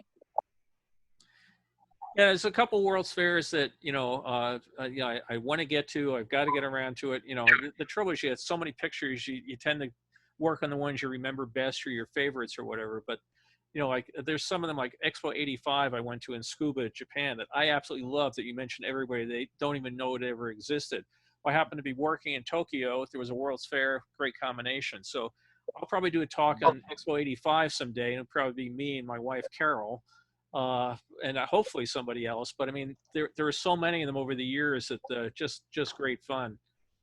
And then I'm also looking at doing a talk on Zorro, just to prove I know about things other than World's Fairs. Or we could do a talk on, the fantasy land that's gone from Disneyland, or, there's a variety of subjects we can hit. Again, so people have suggestions, or again, if anybody here is a real, guru that knows, there's a lot of people know a lot more of this stuff than I do. And that's why I like to have people like Mark who helped build the thing. We had Albert Fisher who worked at Seattle World's Fair. If people, think that, hey, I really know more about Expo 70 than anybody else, I'd be more than glad to get somebody to co-do it with me to, share their memories or their thoughts. So feel free to, send me an email and let me know if you have a talk or a subject you'd like to, take the reins on. Bill? Yes. Was there a Disney contingent sent up to Montreal as there was for Expo 70 creative people, Imagineers, executives? I'm wondering if my father was at that expo. Well, they did have the Disney presence. The Canada, the 360 film was done by Disney, and a number of the Disney people did go up there. I don't know, I don't have anything that shows that there was any particular official Disney like day or anything. They certainly didn't have the Disney characters or anything like that. But they did work on the Disney the 360 film. which was interesting because when we, you know, if you guys remember, we were trying to do all the 360 films for Epcot. Somebody took the Canada film back out, and we were able to show it. And you know, it was the first time I had seen it in years and years. And you know, oh my God, that was great. And you know, when we had the I think it's stage 2 or something, we had the mock-up over at the studio for doing the Circle Vision stuff. So they still have the film at Disney, and it's they screened it a couple of years ago. They did a retrospective just showing the old, you know, the Expo 67 film. So they still got it. But there wasn't do you know of specific individuals, of Imagineers who visited as they did the other fair with Roy and Edna? He took a group of people with him back to Japan. Yeah, I don't know that Disney ever had an official contingent go up. As I said, I've not found anything to it. Likewise, I never found anything that they didn't. But you know, I imagine quite a few of them probably went through there, if nothing else, just on vacations. And because you had a Disney exhibit up there, I'm sure you could get comp for the you know, the expo itself. One of the things that happened was that we're getting some noise. So Pico Base, you know who you are. Can you mute, because I think it's your. One of the things that happened after Epcot was Don Iwerks wanted to keep together the team of people that had worked on building. We built 225 projection systems and over 1,200 visual effects projectors for Epcot. And so his idea was we could potentially supply equipment for World's Fair. So there was a World's Fair in Vancouver. I don't remember the year, but Don and I went up there. There were several pavilions. And so Disney provided the equipment, rented it to the people that were putting up the shows. Then we got the equipment back. Of course, the people paid for the equipment to build it. We got it back. It was in excellent shape. And then we pretty much gave it to Disneyland to upgrade their Circle Vision show into we provided a second set of loop cabinets so that you could switch over between two separate Circle Vision films. So I think Jack Gillette, anyway, we can talk to Debbie about, there was somebody who went up there to help do that installation. And I'd be interested in knowing more about the actual expo itself, because I was only involved in the point where we did a proposal and then that proposal took off.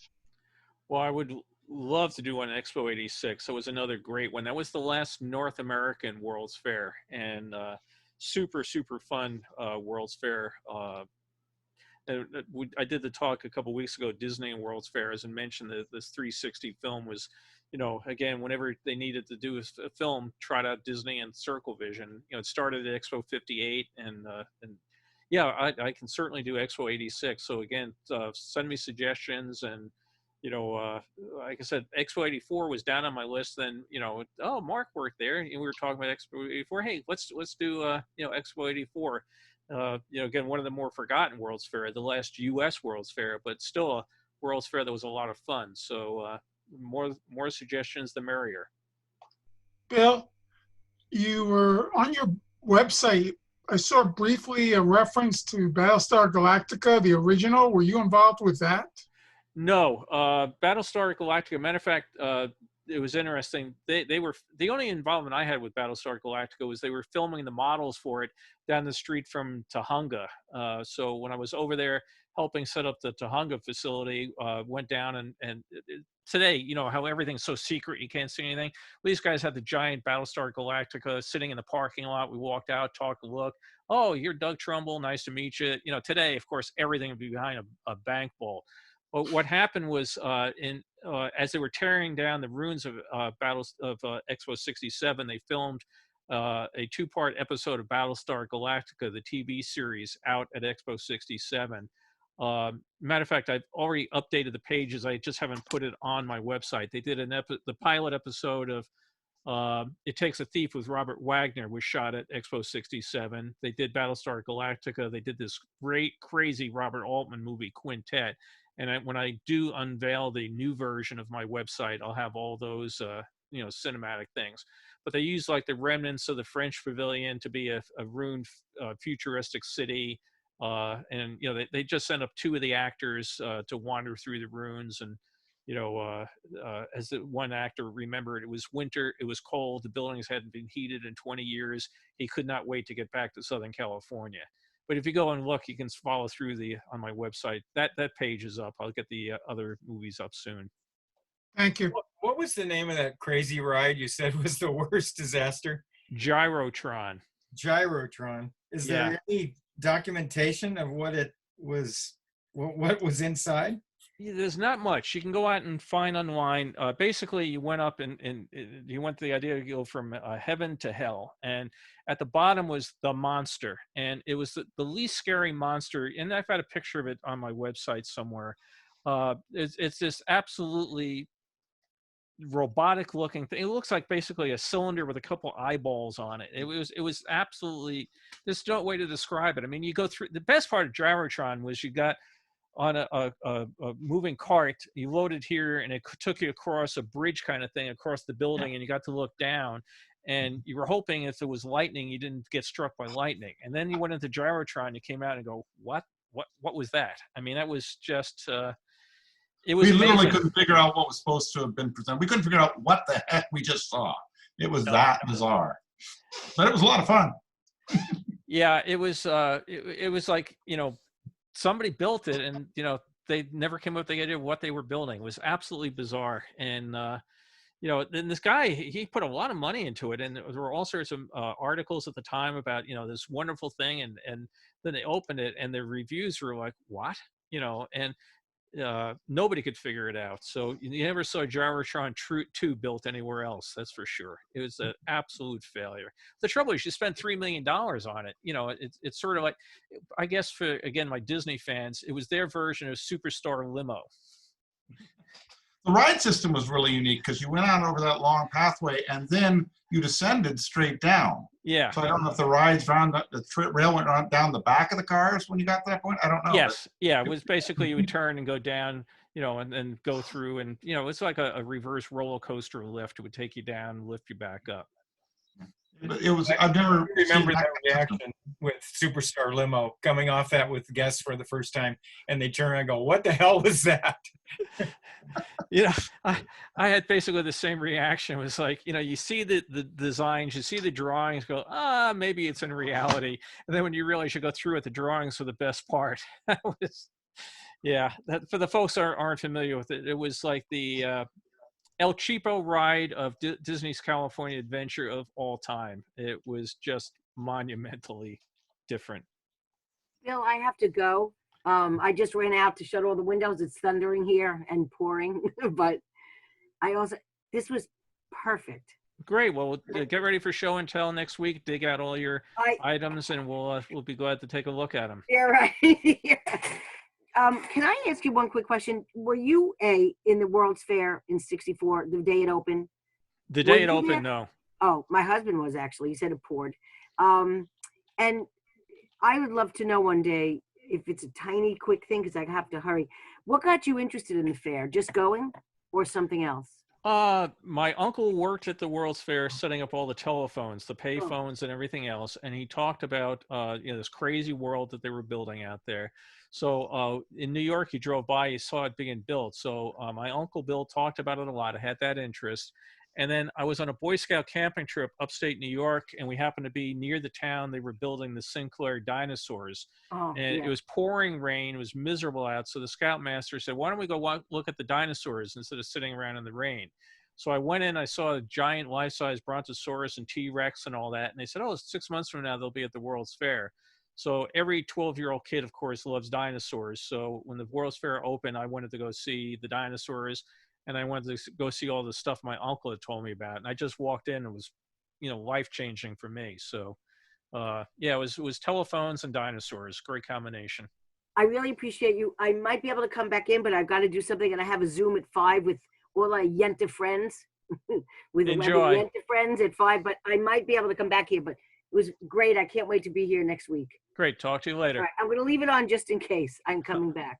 Okay. All right. You can get to see all my French, Italian, and Spanish books before just mute yourself, okay? Yes, exactly. Okay. Goodbye. All right, now we can all talk about her. Oh, wait, she can still hear us. Anybody else? I found your Oh. picture of the And Bill, Yes. Oh, wow. I can even translate what you say about me into French. So Oh, that's good. Okay. All right, Chris is going to show us the monster. Yeah. It's on Pinterest, and it's your page. Here, hold on a second. I got to get rid of my background. Yeah. Hang on. I can probably find it here too. Let's see.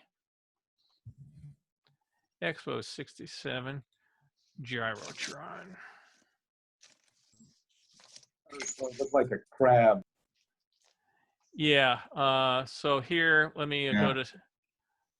go to share meeting, and we can see the exciting. Yeah.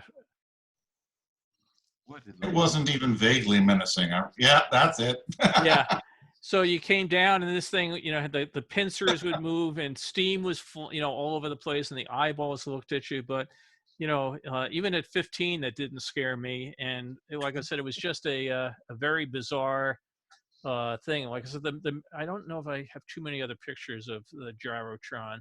Like I said, I have mostly pictures of the exterior of it. Like I said, it was a neat area. You could get on, board this thing. You could see the mechanism of the cars here. You would ride across, get onto the ride, and go into it. Again, you had this tower, so you were pretty high up in the air.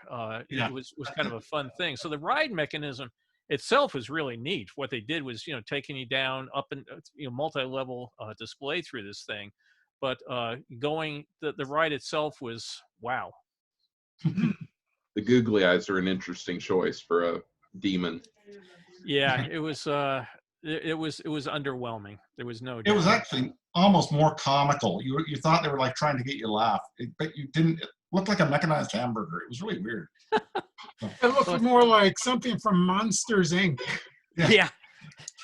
It was what was interesting though was you remember that because it was so bad, but there were so many parts of things like Expo that were so good that you start trying to remember what was your favorite, and it's like wow, well that was really good, well that was even better, and then again it didn't have a lot of big ride systems, it didn't have a bunch of super elaborate shows, but it was really a big film experience. There were so many multimedia films, like I mentioned, Labyrinth was one of them, but one after another. And that's what I really liked about it, was that you went to Austria, there was stuff about life in Austria, and the ski slopes, and they're trying to get you to do all the tourism stuff. But I can remember Netherlands again, about the flower fields and that.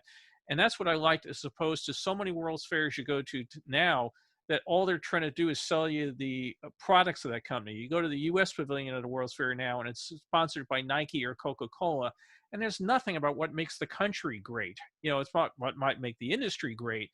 But Expo 67 industry really took a real back seat. Even in the international pavilions, they were sponsored or paid for a lot by the international stuff. But I don't remember most of that. I remember going in about, the Japan, about the tea ceremonies, and, how different their housing was than ours and that sort of thing. And I don't remember anybody force feeding Sony down my throat. It was a very low key sales aspect, at least in my, memories over all these years.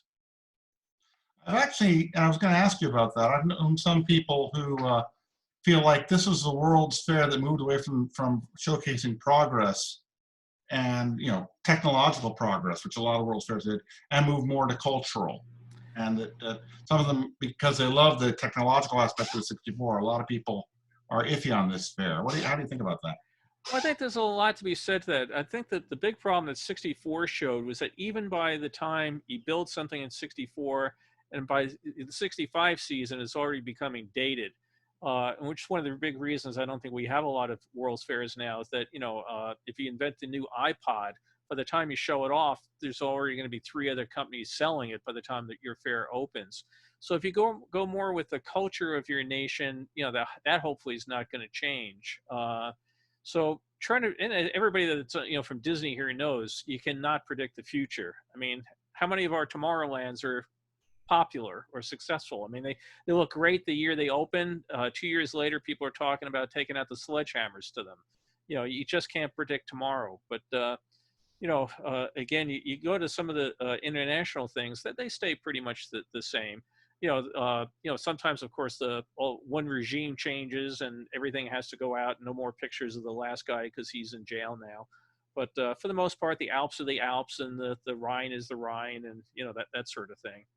So I think as a society, our relationship with technology has changed a little bit too, because if you remember in the '64 World's Fair, there was an exhibit about how these massive machines were going to go and deforest the Amazon and build houses, and that was going to be so darn wonderful. So it's hard to not everybody agrees on what progress should be anymore, and that may be part of the reason they kind of went away from it, was to avoid controversy. Yeah, and in '67 they went totally opposite, not tearing down the rainforest, but how do we preserve the rainforest? And then some of the other fairs you get to, they had some real displays on, man's pollution and what man has done, and look at how things have gone bad. So, I don't think too many people are talking about putting 6-lane highways through the rainforest anymore. Thank God. Yeah, exactly. And Scott Freed, I got your message. I will send you the invite to the future list. Who else? Anybody else? How many people, just show of hands, by the way? I should have asked this at the beginning. How many people went to Expo '67? Okay. Well, So anyway. I was only 8 years old. Well, I just generally like to get an idea, so I have an idea how many mistakes I'm allowed to make. If nobody went, then nobody knows when I get it wrong. So. Hey, Bill, this is Werner Weiss. Speaking of World's Fairs in North America, do you get to count the BIE-sanctioned Ameriflora 92 in Columbus, Ohio?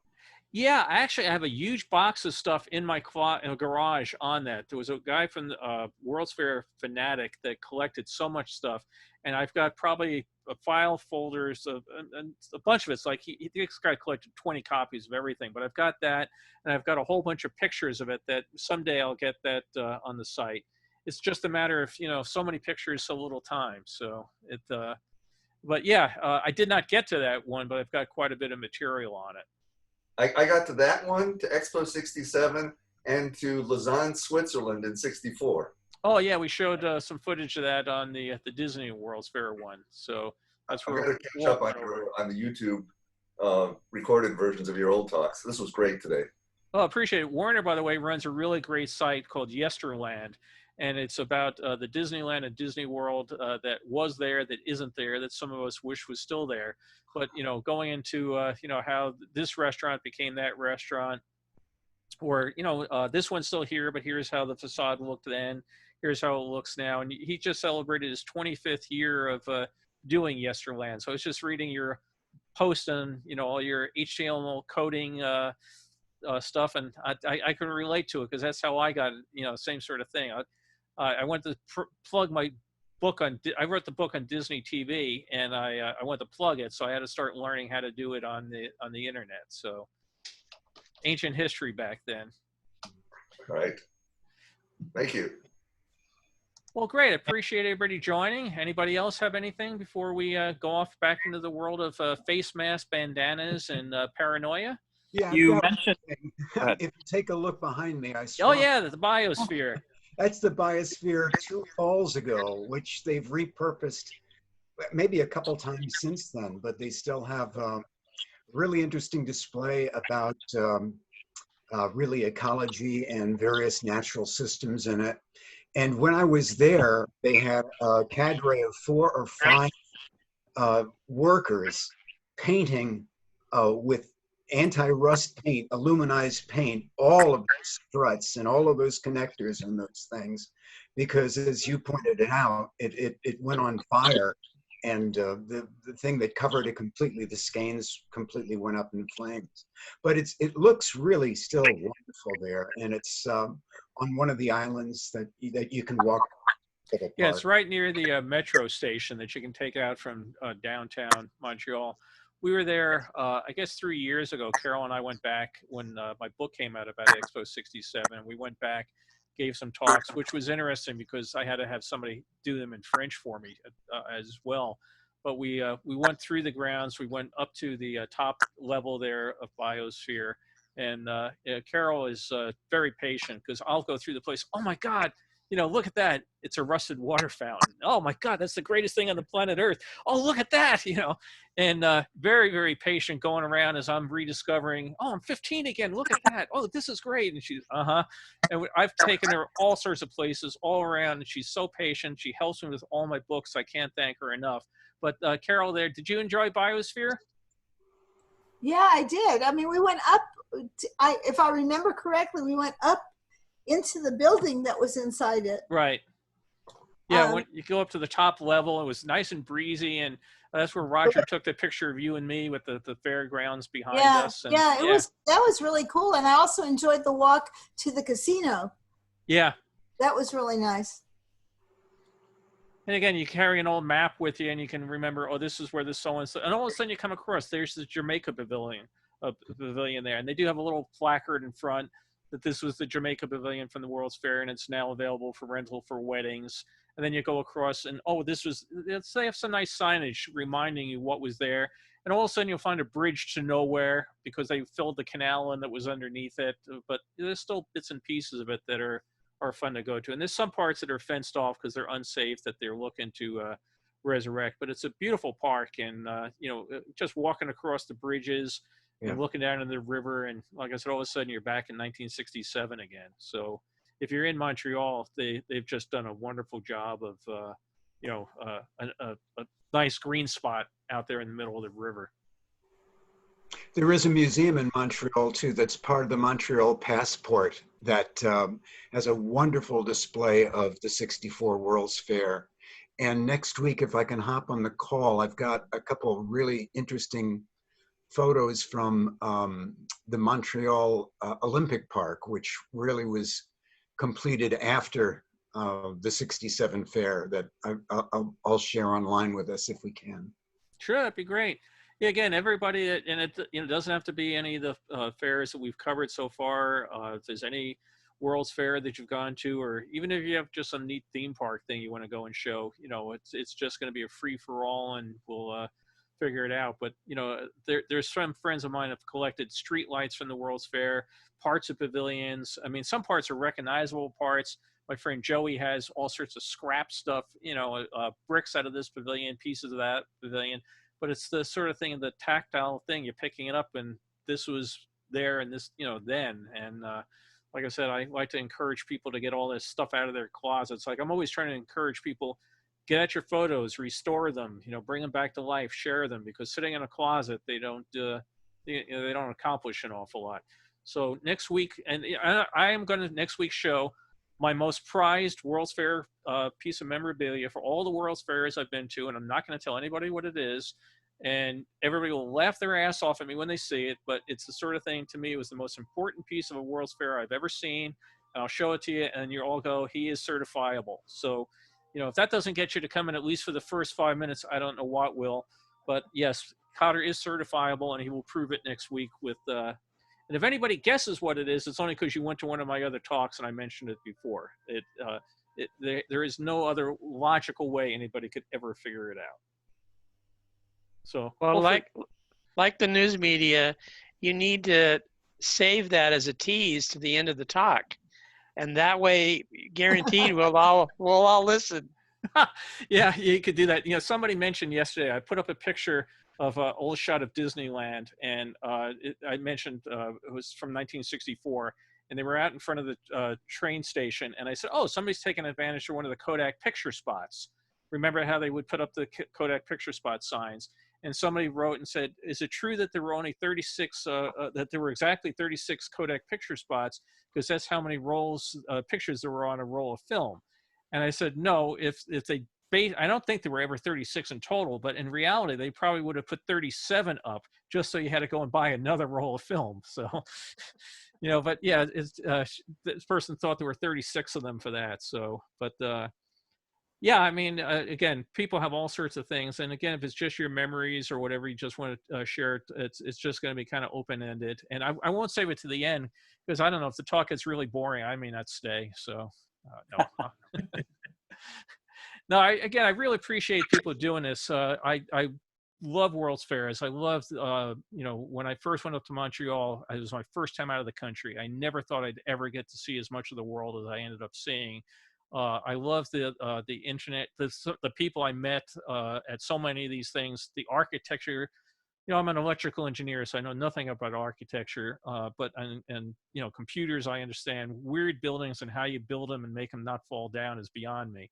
But seeing this stuff, which is so fanciful, I get a real kick out of. So I've gone to some World's Fairs where I'm not even sure today what I've seen because it wasn't in English. And they, you know, but okay, I saw a movie. I don't know what it was, but man, that was pretty, you know. And like I said, some of the ones I don't know what it was.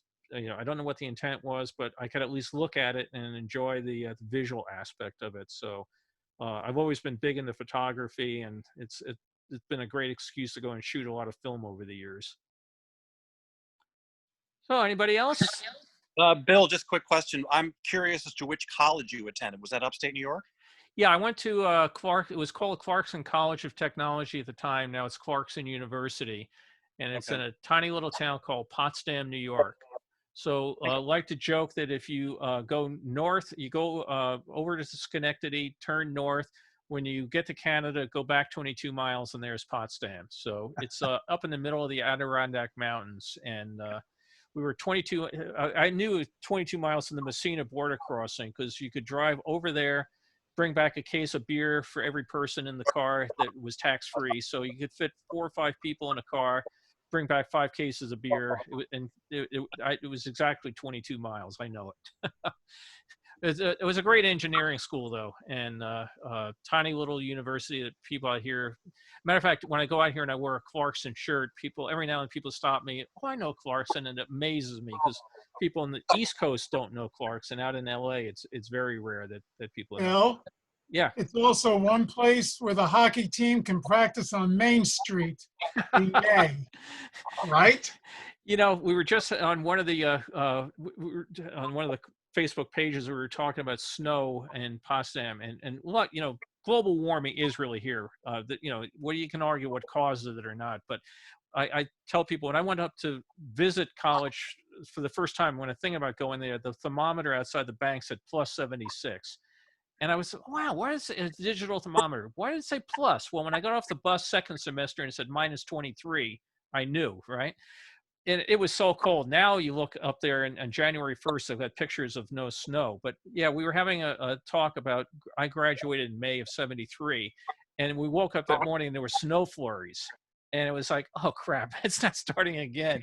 So if you know me out here and you see my car, my license plate says, love you, LA.